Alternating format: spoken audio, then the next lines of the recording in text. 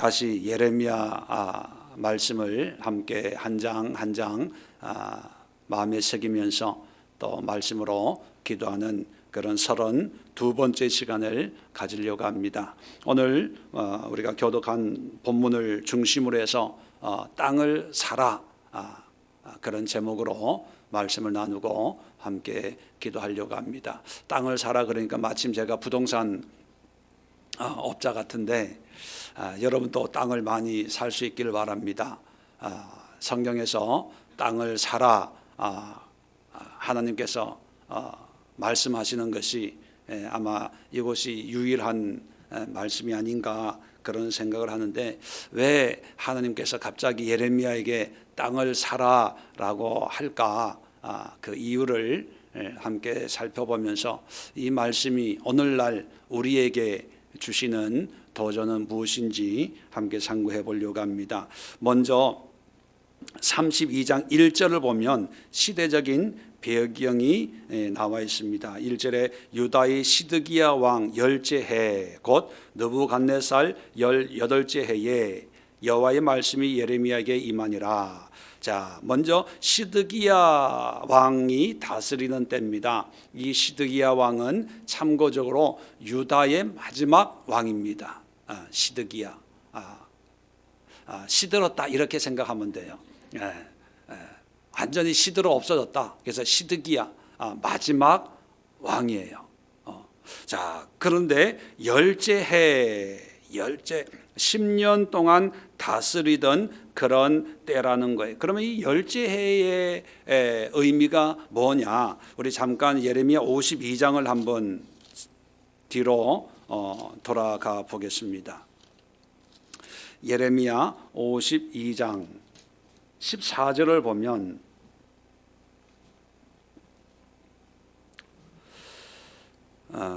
바벨론의 느부갓네살 왕의 19째 해라고 하는 그런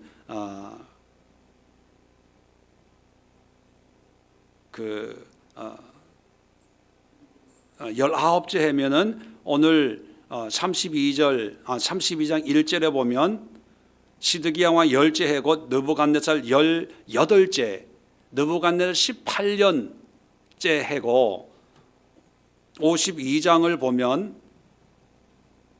느부갓네살 몇째 해예요? 19째 해. 1년 뒤에 1년 뒤에 어떤 일이 있었냐 하면 계속해서 바벨론 왕의 어전 사령관 느부사라단이 예루살렘에 이르러 여호와의 성전과 왕궁을 불사르고 예루살렘의 모든 집과 고관들의 집까지 불살랐으며 사령관을 따르는 갈대아 사람의 모든 군대가 예루살렘 사면 성벽을 헐었더라. 자, 계속해서 15절 끝에 남은 자를 사로잡아 갔고, 16절에 가난한 백성은 남겨두어 포도원을 관리하는 자의 농부가 되게 하였더라. 그리고 17절에 계속해서 깨뜨리고 사로잡아 갔다. 뭐냐면 한마디로 얘기하면 예루살렘이 이제 완전히 멸망당했다는 거예요. 그러면 시드기야 왕 보세요. 시드기야 왕은 또 어떤 4절에 보면 52장 4절에 보면 시드기야 제9년 10째 달 10째 날. 자, 아까는 몇째 해라고요? 32장에 보면 시드기야 왕 10째 해. 근데 여기는 9년이에요. 9년. 한 해 전에 어떤 일이 있었냐면 4절에 계속해서 끝에 보면 그 성에 대해 진을 치고 주위 토성을 쌓았어요. 이 뭐라 그러죠? 포위 공격을 한 거. 포위. 아무도 못 나가게 토성을 쌓아가지고 들어오지도 나가지도 못하게 그냥 포위 공격을 하는 거예요. 자, 그러다가 5절 보세요. 그 성이 시드기야 왕 제11년까지 포위되었더라. 자, 9년의 시작에서 11년까지 횟수로 한 2년 동안을 포위 공격을 당하고 있는 거예요. 자, 그러면 32장의 10째 해의 상황은 어떤 상황입니까? 포위 공격을 당하고 있는 중이에요. 지금 들어오지도 못하고 나가지도 못하는 그런 바벨론의 공격을 받고 있는 중에 이 사건이 일어났다는 거죠. 자, 그러다가 5절 7절에 보면 그 성벽이 파괴되매, 자 8절에 보면 갈대아 군대 그 왕을 뒤쫓아가서 여리고 평지에서 시드기야를 따라 잡음에 왕의 모든 군대가 그를 떠나 흩어진지라. 자 9절 끝에 보면 그가 시드기야를 심문하니라. 11절에 보면 시드기야의 두 눈을 빼고 노사슬로 그를 결박하여 바벨론 왕이 그를 바벨론으로 끌고 가서 그가 죽는 날까지 옥에 가두었더라. 이게 시드기야 11년째 되는 해에 일어난 사건이에요. 그러니까 정리를 하면 시드기야가 11년 되는 해, 자기가 통치하는 11년째 되는 해에 이제 예루살렘이 멸망하고 성전이 불타고 자기는 두 눈이 뽑혀서 포로로 바벨론 땅에 끌려가서 그곳에서 이제 죽는 날까지 포로 생활 하게 되었습니다. 그러기 1년 전에 32장이 기록이 되어 있는 거예요. 자, 그러면 이제 상황을 좀 이해가 되겠죠. 시드기야 왕 10째 해니까 9째 해 바벨론이 공격해 와가지고 성을 지금 포위하고 있는 거예요. 그게 이제 말이 아닌 거죠.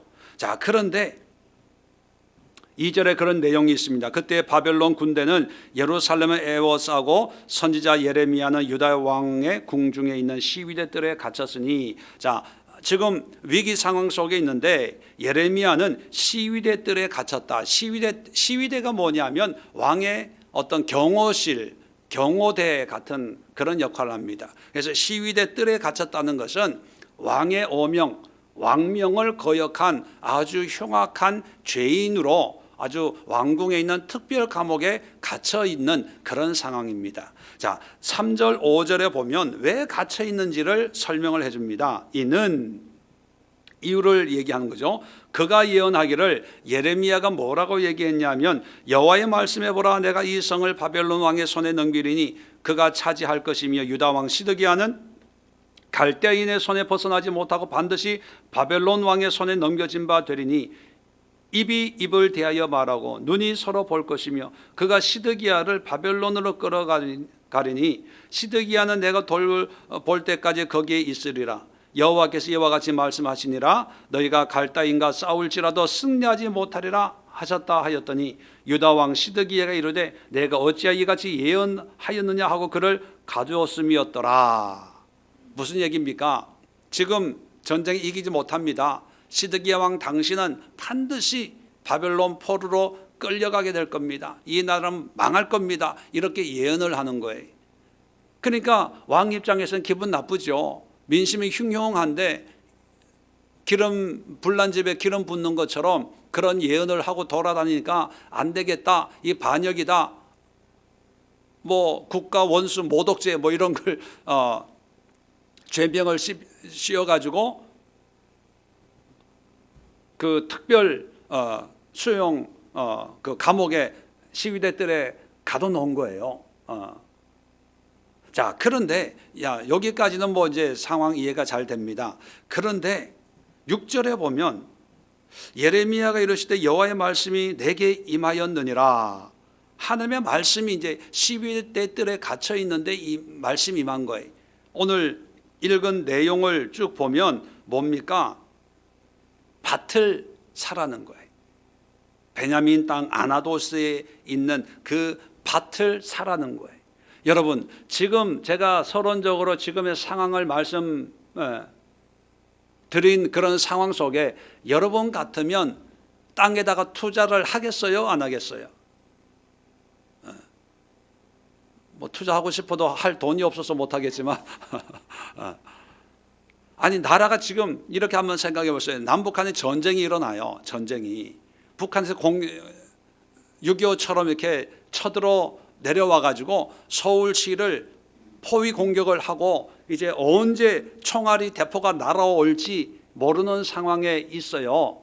이 경기도를 뺑 돌아가지고, 그런데 누가 부동산에 전화 와가지고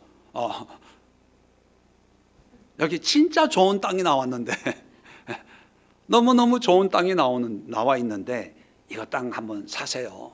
특별하게 내가 싸게 좋은 가격에 줄 테니까 먼저 영순위로 이 땅을 살 수 있는 그런 기회를 줄 테니까 이 땅 꼭 사세요. 그러면 여러분 사겠어요? 사는 사람이 바보죠. 그리고 지금 상황을 모르는 사람이라면 땅 진짜 너무 싸네. 야, 거저다 거저. 그래서 사는 수는 있어요. 그런데 예레미야가 지금까지 계속 얘기했던 건 뭐예요? 이 나라가 망한다고 얘기한 거예요. 망한다. 바벨론 포로로 끌려갈 것이다. 바벨론이 이 땅을 멸망시킬 것이다. 이것을 허구헌날 외치고 다닌 사람이거든요. 그러면 예레미야는 그냥 인간적으로 볼 때 이 땅에 뭔가 투자를 하고 땅을 사야 되겠다는 생각은 전혀 할 수 없는 그런 사람이에요. 자, 그런 사람에게 하나님이 땅을 사라고 해서 예레미야는 그 말씀에 순종해서 땅을 샀다는 거예요. 자, 땅을 샀는데 기분이 좋겠어요? 안 좋겠어요? 아니, 지금 상황으로 보면 땅을 살 만한 환경이 아니잖아요.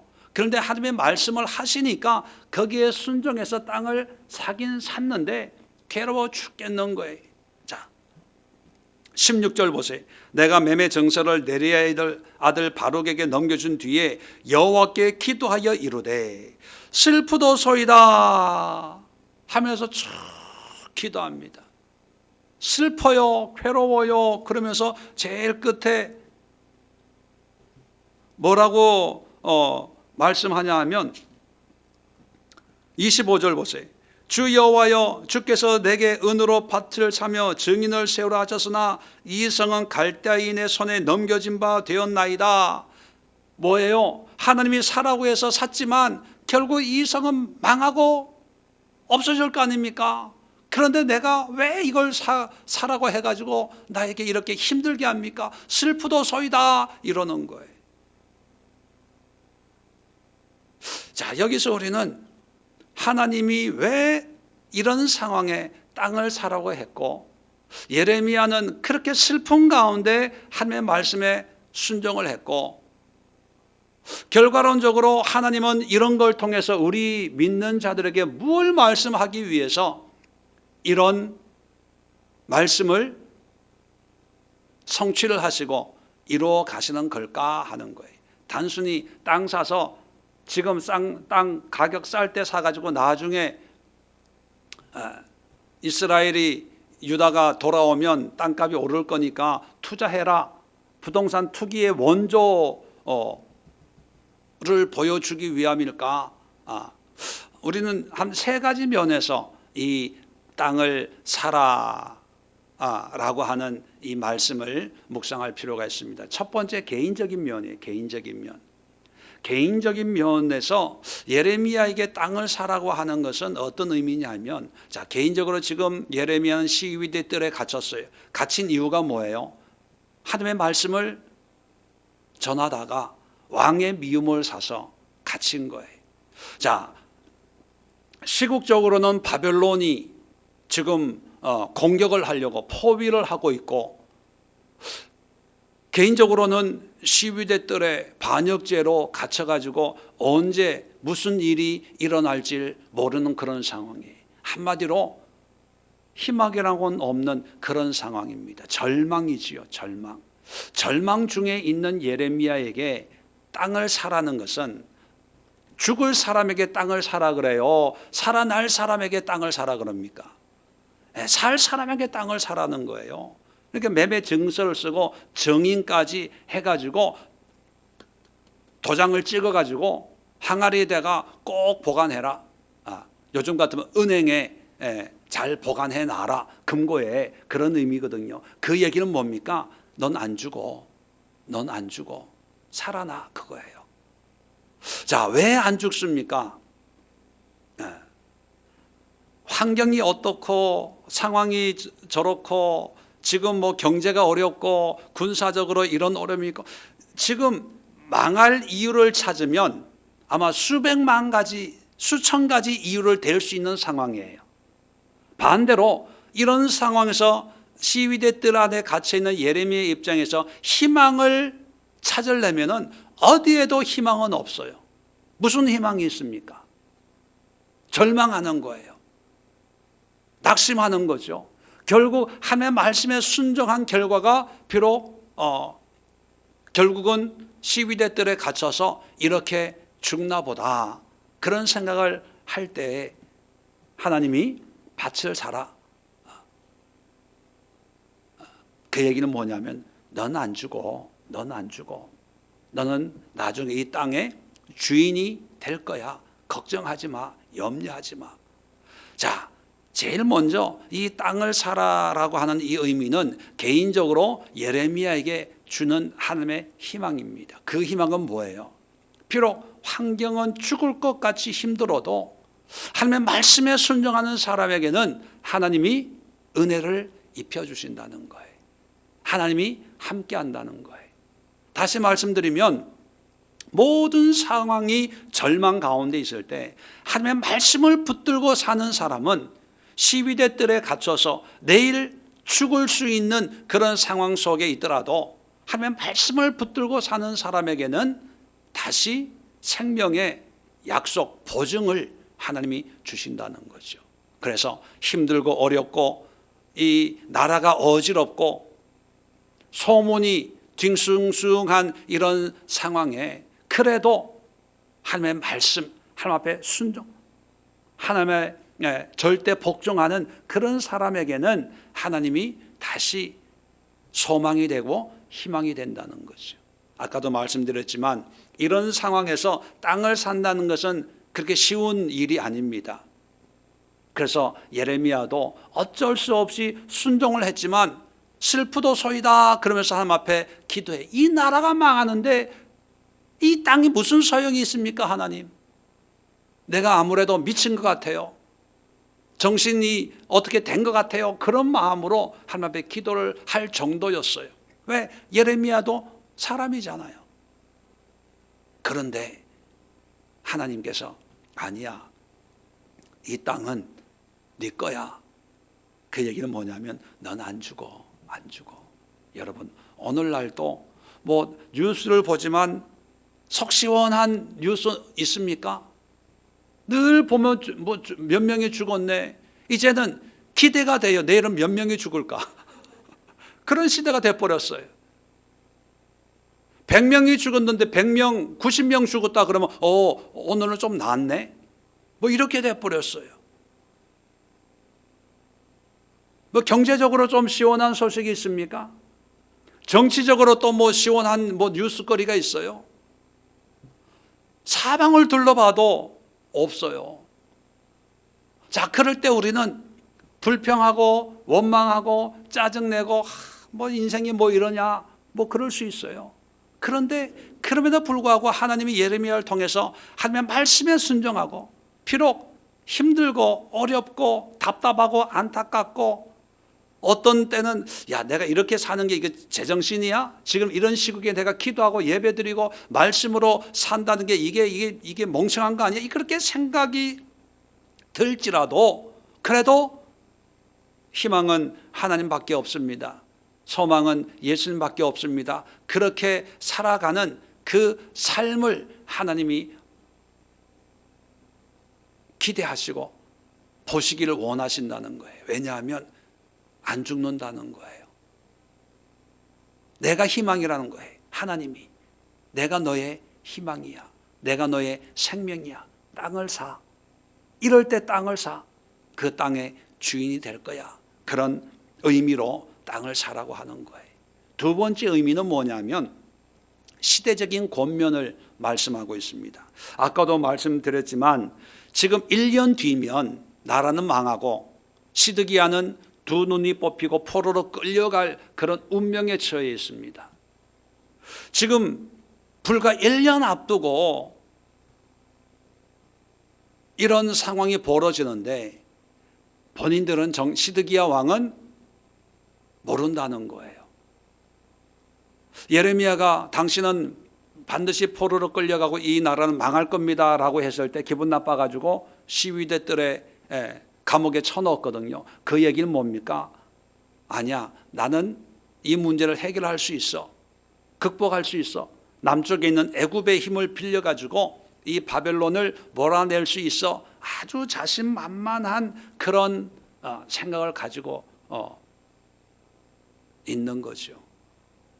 당장 내일 죽는데도 그걸 모르고 끝까지 자기의 힘과 자기의 지혜와 자기의 능력으로 뭔가 몸부림쳐서 뭔가 해보려고 하는 그런 상황, 그런 사람들 속에서 예레미야는 하나님의 심판을 선포합니다. 자, 그 심판을 선포하는데 하나님께서 그 땅을 사라라고 말씀하고 있습니다. 뭐냐 하면 하나님이 나중에 말씀해요. 32장 26절에 26절 이하에 보면 하나님이 뭐라고 말씀 쭉 하냐 하면 28절에 보면 바벨론 느부갓네살 왕의 손에 넘길 것인즉 그가 차지할 것이라. 나라가 망한다는 거예요. 자, 그 다음에 29절 보세요. 이 성을 치는 갈대인이 와서 이 성읍에 불을 놓아 성과 집 곧 그 지붕에서 바알에게 분향하며 다른 신들에게 전제를 드려 나를 경노하게 한 집들을 사르니 이는 이스라엘 자손과 여자 자손이 예로부터 내 눈앞에 악을 행하였을 뿐이라. 이스라엘 자손은 그의 손으로 만든 것을 가지고 나를 경노하게 한 것뿐이니라. 여호와의 말씀이니라. 35절까지 보면 하나님이 계속해서 말씀하는 건 뭐냐면 한 가지예요. 너희의 죄 때문에, 너희의 우상 숭배 때문에, 너희의 불순종, 불신앙 때문에 내가 이 성을 멸망시켜. 그렇게 얘기해요. 사람들은 자기에게 조금만 지푸라기 같은 희망만 있어도 그걸 붙잡으려고, 지금 시드기야 왕 같은 그런 사람들은 자기를 의지하고 믿지요. 그런데 예레미야는 시드기야에 비하면 지금 감옥에 갇혀 있고 개인이고 아무 힘도 없고, 그런데 시드기야에게는 하나님의 심판이 있고 예레미야에게는 생명을 약속을 해요. 어디에 차이가 있을까요? 무슨 차이가 있을까요?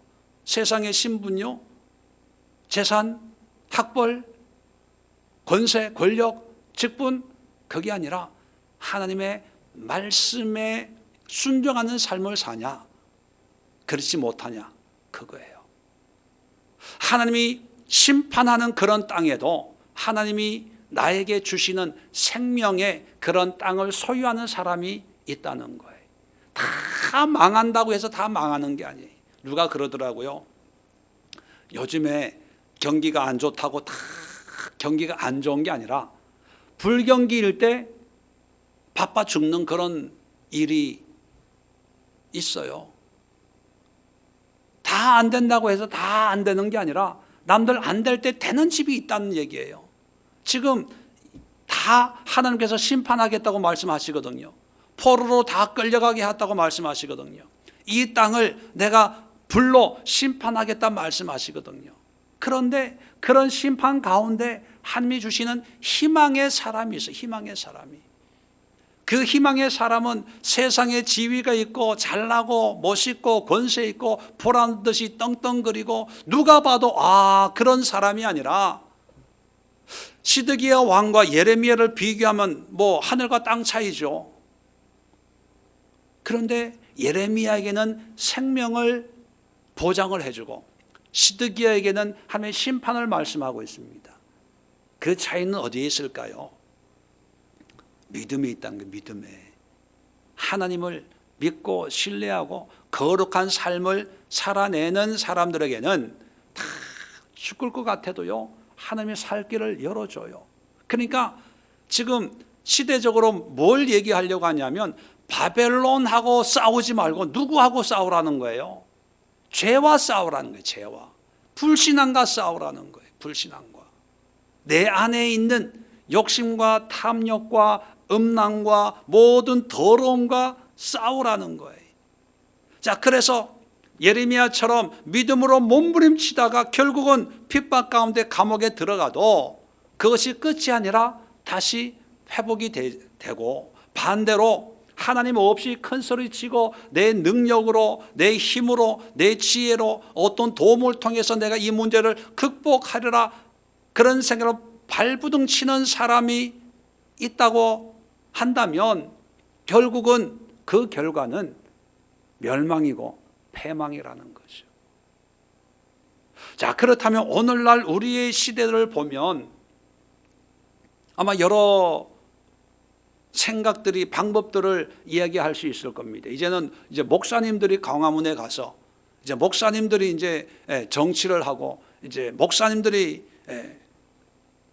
국회에 가서 이제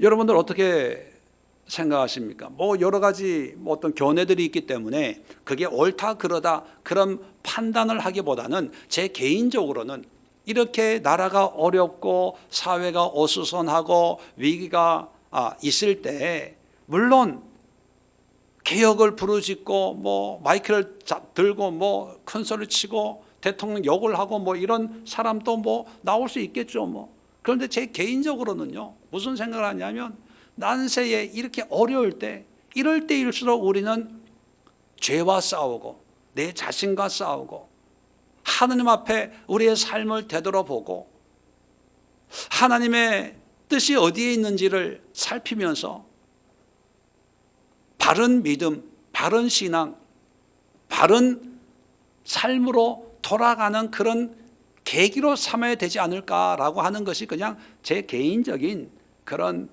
생각입니다.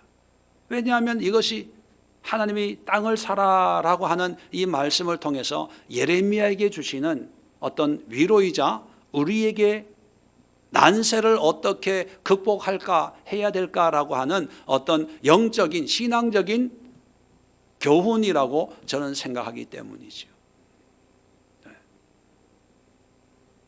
세 번째, 신앙적인 권면이 있습니다. 이제 가장 중요하고 의미 있는 그런 말씀일 수 있겠죠.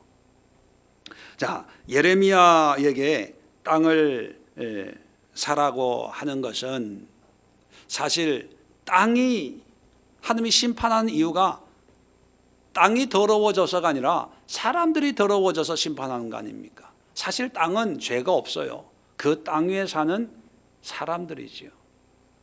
사실 환경은 잘못이 없어요.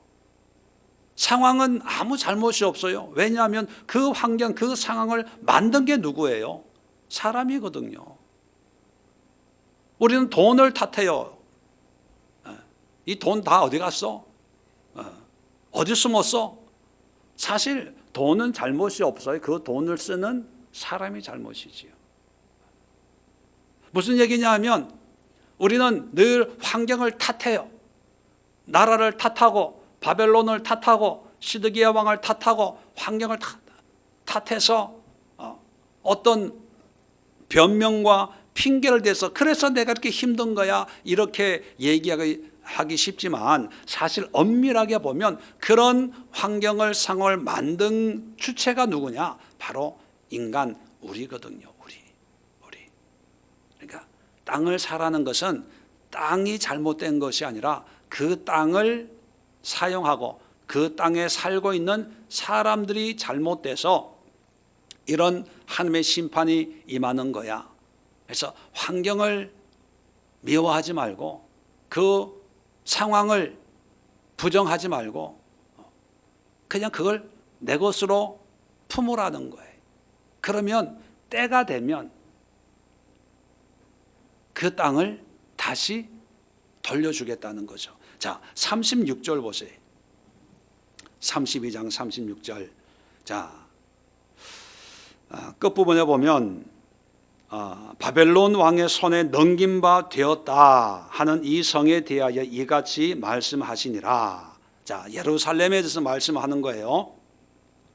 37절에 보라 내가 노여움과 분함과 큰 분노로 그들을 쫓아내었던 모든 지방에서 그들을 모아들여 이곳으로 돌아오게 하여 안전히 살게 할 것이라. 뭐예요? 아까는 심판하겠다고 얘기했다가 이제는 뭐예요? 다시 모아서 안전하게 살게 할 것이다. 그렇게 얘기합니다. 38절에 그들은 내 백성이 되겠고 나는 그들의 하나님이 될 것이며 내가 그들에게 한 마음과 한 길을 주어 자기들과 자기 후손의 복을 위하여 항상 나를 경외하게 하고 내가 그들에게 복을 주기 위하여 그들을 떠나지 아니하리라 하는 영원한 언약을 그들에게 세우고 자, 뭐 쭉 읽을 필요는 없고요. 44절의 끝에 베냐민 땅과 예루살렘 사방과 유다 성읍들과 산지의 성읍들과 저지대 성읍들과 네겝의 성읍들에 있는 밭을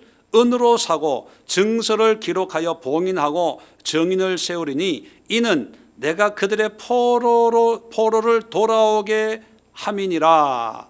여호와의 말씀이니라. 뭐예요? 다시 돌아오게 하겠다는 거예요. 물론 70년의 시간이 걸리지만 다시 돌아오게 하겠다는 거예요. 그러니까 나라가 힘들고 어렵다고 해서 땅을 팔든지 없애든지 하지 말고 뭐만 잘하면 된다. 우리가 우리의 죄악을 깨닫고 다시 하나님의 은혜로 돌아오면 그것이 다시 내 것이 된다는 거예요. 그러니까 지금 바벨론이 들어와서 땅을 빼앗아 가잖아요. 나라를 빼앗아 가려고 하잖아요. 그거 안 빼앗기려고 몸부림치고 있지 않습니까? 아무리 몸부림쳐도 1년 뒤에는 다 빼앗겨요. 결국은 다 빼앗겨요. 왜 그렇습니까? 외적으로는 힘이 없고 군사력이 약하고 뭐 여러 가지 문제가 있지만 하나님이 진단하는 것은 뭐예요? 너희들이 잘못 살아서 그래. 신앙생활 제대로 못해서 그래. 그런데 너희가 믿음생활 다시 하고 제대로 하고 하면 언젠가는 다시 돌아오게 할 거야. 다시 언약 백성이 되도록 할 거야. 나는 너희의 하나님이 되고 너희는 나의 백성이 될 거야. 그러니까 그때를 기약하면서 지금 그 땅을 돈을 주고 사. 버리지 마. 무시하지 마. 그거예요. 결론적으로 말씀을 드리면 하나님은 땅을 싫어하는 게 아니라 그 땅에 살고 있는 믿음의 사람들이 행하고 있는 죄악을 싫어하는 거예요. 죄악을. 그러니까 우리가 죄에서 하나님께로 돌아오기만 하면 그 모든 환경을 다시 하나님이 우리에게 주시겠다고 하는 약속이에요. 그렇다면 우리가 오늘날 우리의 신앙에 어떻게 적용을 해야 되냐? 개인적으로는 아무리 힘들어도 아무리 고생스러워도 내 삶의 희망은 오직 하나님이구나. 내 환경에 하나님의 뜻으로 순종할 환경은 아니겠지만 그래 한번 순종해 보자. 지금 형편은 돈이 더 있어야 돼. 돈이 더 필요해. 그런데 하나님이 10의 1조가 아니라 10의 2조를 하라 그래. 예를 들어서. 그래서 돈을 다 달달 끌어가지고 11조를 들었어요. 그리고 이제 기도하는 거예요. 슬프도소이다 하나님이여. 왜 나에게 이런 일을 하라고 하시나이까? 뭐 그런 마음이 있잖아요. 뭐냐면 아무리 힘들어도 하나님의 뜻으로 살자.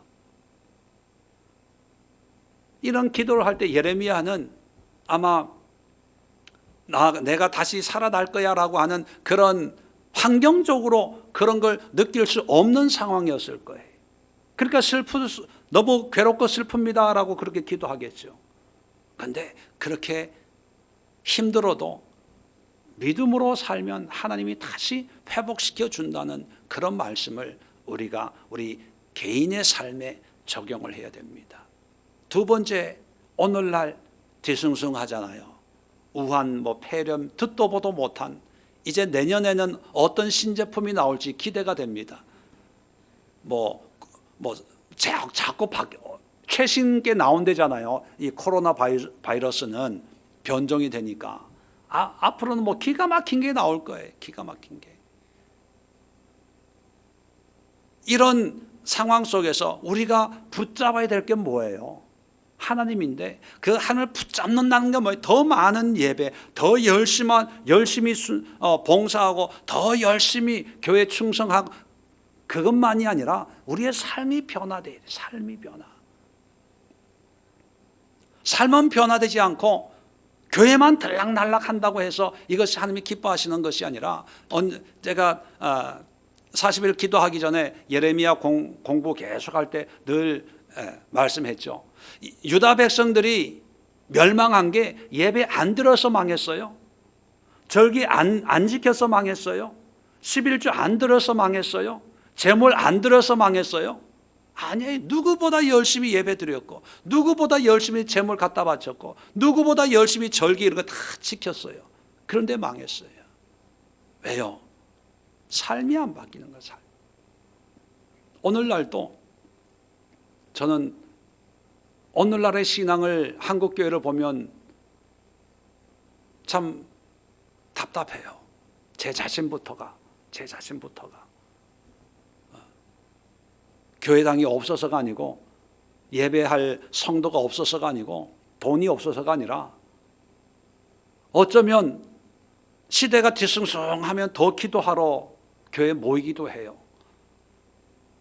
경제가 어려우면 새벽기도 더 많은 사람이 모여서 기도할 수도 있습니다.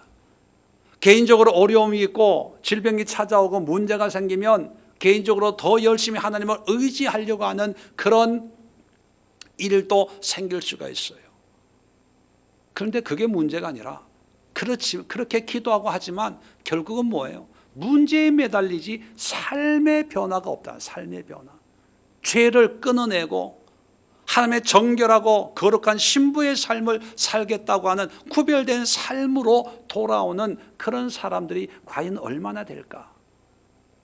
오늘 말씀을 통해서 나라가 위태롭고 개인의 생명이 위태로운 이런 환경 속에서 하나님이 말씀하는 게 뭐냐면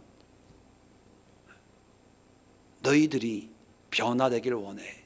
너희들이 변화되기만 하면 내가 이 땅을 다시 너희들에게 줄게. 그거예요. 마지막으로 우리 신앙적으로 그래서 결국은 뭐예요? 결국은 내가 변화되자는 거예요. 어렵고 힘들어도 하나님만을 붙들고 남들은 총칼 들고 뭔가 문제를 향해서 싸우려고 나설 때 우리는 잠잠히 비록 시위대 뜰에 갇혀서 아무것도 할 수가 없잖아요. 죄인의 몸으로 갇혀있는데 뭘 하겠습니까? 그러나 그 감옥 뜰에 갇혀있는 죄수의 몸일지라도 하나님을 고백하고 하나님을 찬양하고 하나님을 인정하고 하나님의 뜻 가운데 순종하며 살겠습니다. 하나님 말씀하시면 그 말씀에 순종하겠습니다. 하나님이 하라고 하시면 내가 이해 안 되지만 내 감정적으로 화가 나고 슬프고 괴롭지만 하나님 뜻 가운데 순종하겠습니다. 하나님이 나의 희망입니다. 하나님이 나의 전부입니다. 이 땅의 회복은 하나님의 말씀에 달려 있습니다. 그런 믿음의 거룩한 고백, 외침, 선포가 필요한 그런 때가 아닌가 그런 생각을 합니다. 여러분 자리에 정돈하시고 오늘 땅을 사라라고 하는 이 말씀을 여러분 개인적으로 또 여러분의 환경적으로 여러분의 신앙적으로 한번 적용하면서 오늘도 여러분들에게 하나님은 말씀하실 것입니다. 너희의 땅을 사라.